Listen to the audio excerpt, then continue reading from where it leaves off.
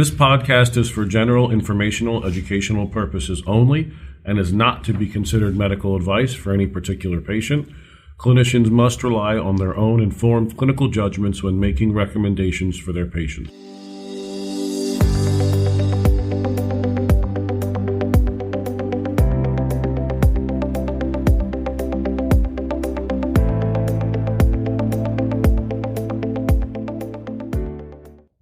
Welcome, everybody, to another episode of PHM from Pittsburgh. I am still your host, Dr. Tony Tarchichi. If you're new here, we're a pediatric hospital medicine continuing medical education podcast since 2016. I'm a med-peds trained pediatric hospitalist at UPMC Children's Hospital of Pittsburgh. This is one of our special episodes we do every year during the annual PHM Pediatric Hospital Medicine National Conference. We get together and get a group of people that I literally just pull in a room or ask or beg, whatever it takes. And we talk about what we like about the conference, what sessions we enjoy, what's been going well. Just so you at home, if you couldn't make it, maybe you're one of the hospitalists working, covering the hospital. So thank you if you're doing that. You can get an idea what's here, what's available, what we're learning. So this will not be a CME credit episode because it will not. So I apologize for those who use CME.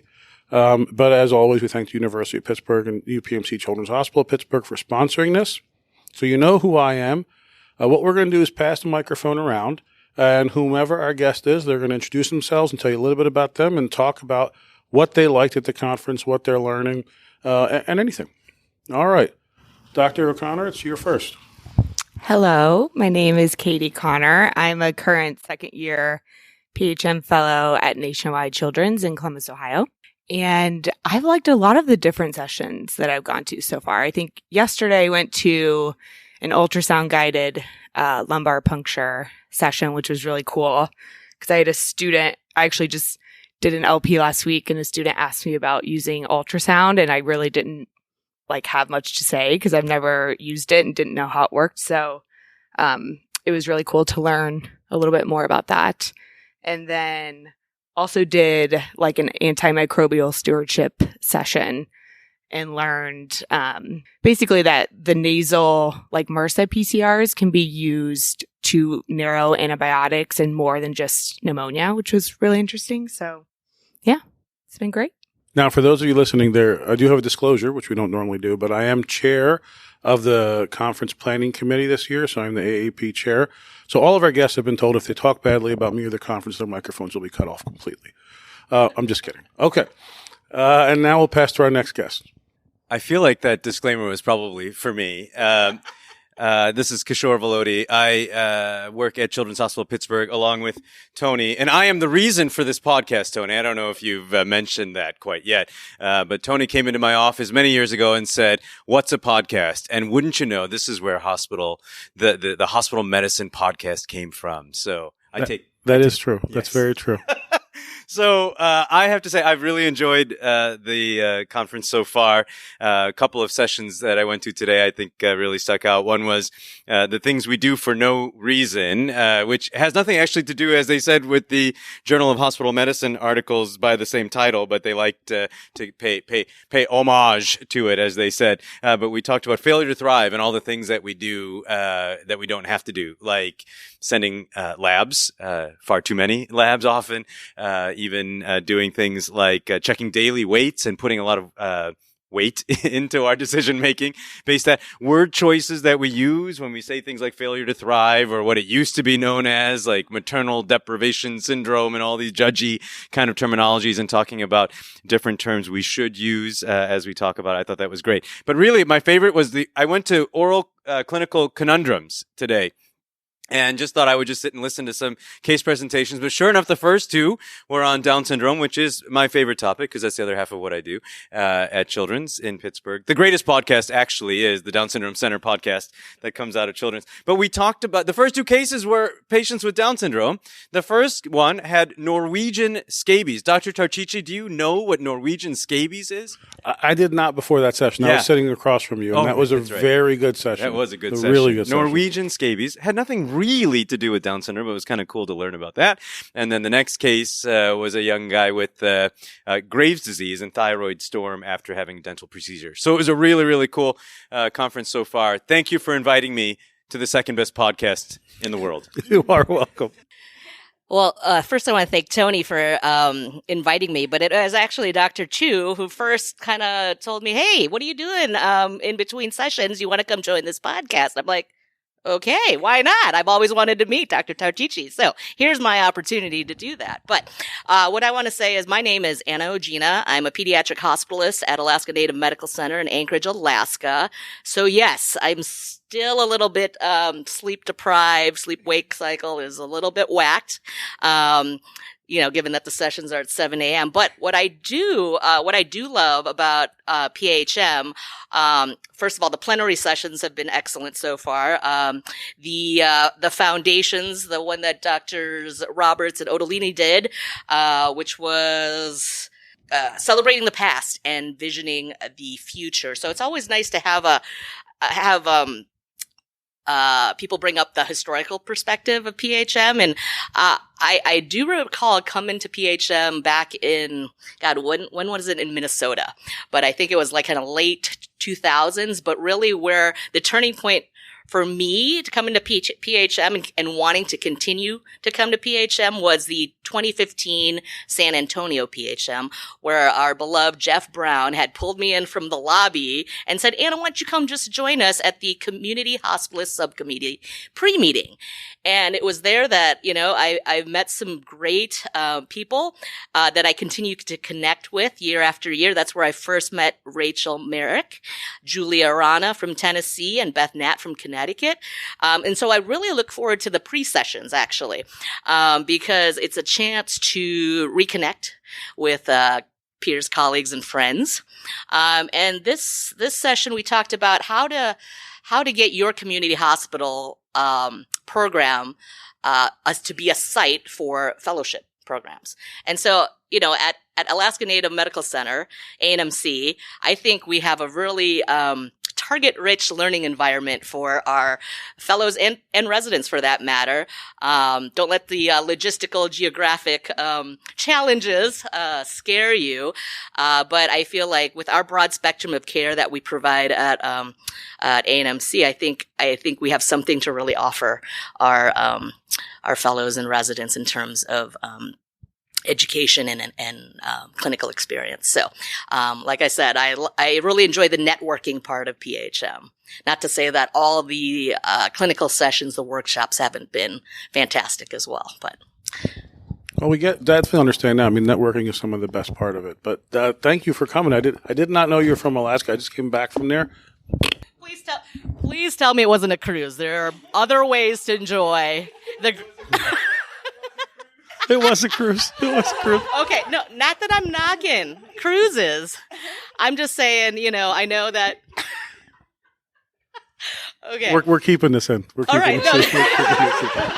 I'm not knocking any cruise line, but I feel like, people's bucket list or perceptions of Alaska are all, I need to take this, Alaska cruise, which usually is in Southeast Alaska.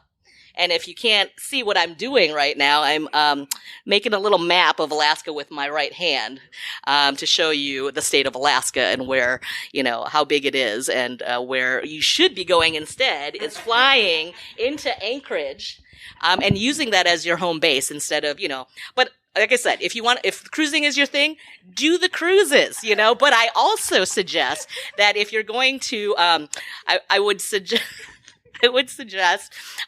expanding your trip so that you can get into the interior of Alaska. Basically, I live in the biggest city in Alaska, which is Anchorage. It's South Central Alaska.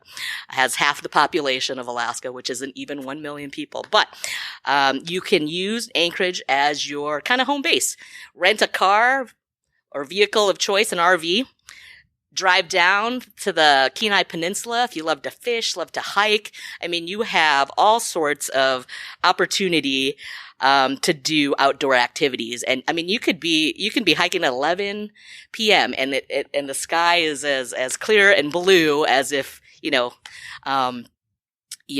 was 9 a.m. So there's no cues for going to bed, but we definitely want you to explore not just the southeast of Alaska via a cruise, but go to Anchorage, go down to the Kenai Peninsula, or take a drive up north to Denali National Park in Fairbanks. But if you want more Alaska tips, I'm happy to give those to you. I was just wondering if you would suggest that Tony would do the Iditarod, because I feel like his relationship with dogs is not always the best. But what do you think about that? Now we did go to Denali. We can't turn this into Alaskan, and I want to remind our listeners. I feel like we're digressing here a little bit, folks. I want to remind our listeners we are not sponsored by any cruise lines, just in case anybody's wondering. So this is just us riffing here, which is great. Right. It's a shameless travel plug, right? So, no, we could talk about the Iditarod later. Tony. Hi, my name is Dr. Chiu. I'm one of the pediatric hospitalists. I do practice community medicine. I actually graduated high school from Pittsburgh, Pennsylvania, and from North Allegheny. And a few years ago, when Tony started this podcast, I was very excited to be supporting him. I'm very excited to be here at PHM 2023. I'm a little jet lagged. I actually arrived yesterday. I finished a bunch of shifts and then drove and decided to take a red eye in order to catch PHM in person this year because it's not available virtual. So, and I double checked and called the folks at PHM, and I don't know if Tony has anything to do with that, but it does encourage you to come in person. So I did decide finally to just deal with it. And so I got off the plane around 6:30 and arrived 7 a.m. for the neonatal hospitalist session first thing yesterday morning. It was amazing. Met some really cool people. And every time I think of not coming, when I actually do show up, I actually learn a lot. We had, I think about 6 tables of skill sets. One of the things that stood out this year is that we did have one of the faculty members actually be able to bring in something and just to review, thoracentesis with folks. And I thought that was just needle decompressing. And that was just very cool of her to actually have thought about it and to review it with us. And the other highlight was just networking again with the folks over in the neonatal hospitalist, because despite the fact that NRP seems repetitive, and I shouldn't think like that, but sometimes I do. It's actually each time I do pick up some new tips and appreciate everyone who put it together. And then one of the things is just I felt like this time, for some reason, I was just flowing from session to session. Sometimes I read all about the sessions and pick out exactly what I want to do. And this time I felt like there was just one person who led me to another. So that in the afternoon, I was led to participate in the career kaleidoscope, seeing non-traditional opportunities through a new lens, because Jill Cook, who was the speaker in the afternoon, was actually one of the neonatal hospitalists in the morning. That session was amazing. I really enjoyed it. And I never even realized that my career was actually non-traditional until actually being there and listening to her speak. One of the things I appreciated was actually Barrett and her sharing too, and the whole team of folks who actually led that session. Taking into consideration and talking about happiness, achievements, significance, and legacy, and actually giving us time that afternoon to just fill out these worksheets and reflect upon our decisions that we make. I actually had a hard time filling out all the blanks, and it was just a great time sharing and going through that workshop, which kind of flowed into this morning, the keynote speaker. She was amazing. I thought what was cool is that she actually has a master's of divinity, and that her mother or her father was actually a surgeon. So her herself not being a physician, Tony and the whole committee selecting her to actually be the keynote speaker was just something important. And I felt like some of the sessions and even the folks that I met throughout the morning, it was each one of them just really affected how important PHM was to attend in person, and the networking and the encouragement and the sharing and the PHM stories. One of the gentlemen who shared his personal story at PHM as a mid-career physician, I really appreciated him because he was sharing how he went through some difficulties and then how he went from grief to growth. And for me to see a mid-career physician who's prominent in the academic world actually share about how he dealt with disappointments led to, as a point of reflection about the physicians actually that aren't with us today because they had hurt themselves instead of, which is sad, instead of having, or seeing an alternative, method. And so I appreciate this PHM seeming to have a more of a focus on wellness, which I really appreciated during our first day and a half of PHM. Lingie, I couldn't agree more. Our plenary speaker this morning, the Reverend Krista Gregory, I loved everything she said. And I think I'm going to ask her to be on the podcast. I wouldn't be surprised if you see an episode from her coming up, just because I've seen a lot of resiliency and wellness talks. Hers was the best by far, by absolute far. And last but certainly not least. Hi, everybody. I'm Martiza Harper. I am a MedPeds trained pediatric hospital medicine fellow in my last year of fellowship. I am at UPMC Children's Hospital, Pittsburgh, and I'm here on my own free will.